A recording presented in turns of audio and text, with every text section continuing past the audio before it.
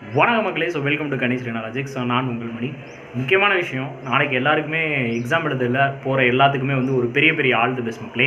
So பயப்படாமல் எதையுமே யோசிக்காமல் இந்த பாஸ் ஆகணும் இது விட்டால் லைஃபே கிடையாது அப்படி இப்படிலாம் எதுவுமே ஒரி பண்ணாமல் தயவு செய்து நல்ல ஒரு ஃப்ரெஷ் மைண்டடாக போய் நாளைக்கு வந்து எக்ஸாம் எழுதுங்க.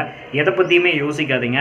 இந்த செலெக்ஷன் ஆஃப் கொஸ்டின் அது இதெல்லாம் ரொம்பலாம் போட்டு உரட்டிக்காயம் மக்களே. கண்டிப்பாக நீங்கள் எல்லாருமே நல்லா பண்ணிடுவீங்க. ஏன்னா கிட்டத்தட்ட இன்றைக்கி மட்டுமே நீங்கள் ஒரு 12 மணி நேரம் ப்ராக்டிஸ் பண்ணியிருப்பீங்க. ஸோ காலையில் பார்த்துருப்பீங்க கிட்டத்தட்ட வந்து ஒரு 90 கொஸ்டின் நம்ம வந்து மிஸ்லனிஸ் வந்து போட்டோம். சாயந்தரம் வந்து இன்னும் ஒரு 30-40 பஸ்ஸில் வந்து போட்டு பார்க்க போகிறோம். இதுக்கு மேலே என்னடா பண்ண முடியும் லைஃப்பில் அப்படின்னா எதுவுமே கிடையாது. இதுக்கு முன்னாடி நம்ம எல்லாமே பண்ணியாச்சு. இதுக்கு மேலே நம்ம என்ன மட்டுமா பண்ணக்கூடாது அப்படின்னு பார்த்தீங்கன்னா பயப்பட மட்டும் கூடாது. சரிங்களா? பயம் மட்டும் இல்லாமல் போங்க.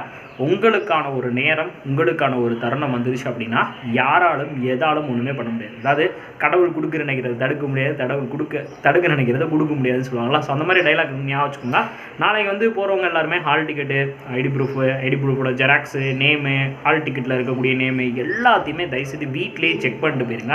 அங்கே போய் பதறிக்கிட்டு இருக்காதீங்க. சரிங்களா? இப்போ எல்லாத்தையுமே வந்து செக் பண்ணி எடுத்து வச்சுருங்க.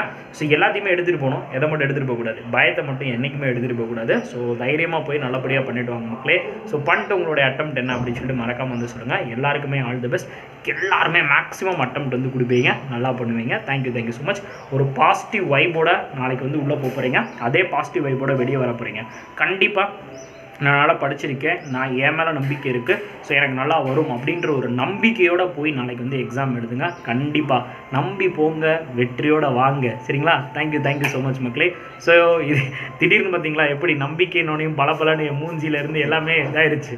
ஓகே, ஸோ இதே மாதிரி தான் மக்களே. என்றைக்குமே வந்து நம்பினா எல்லாமே நடக்கும். ஓகேவா? ஸோ அந்த நம்பிக்கை ஒன்று மட்டும்தான். நம் எண்ணம் எப்படி இருக்கோ அதே மாதிரி தான் நம்ம லைஃப்பில் எல்லாமே நடக்கும். ஸோ அது மாதிரி கண்டிப்பான முறையில் நம்புங்க, என்னால் முடியும் அப்படின்ட்டு கண்டிப்பாக பண்ணிடுவீங்க.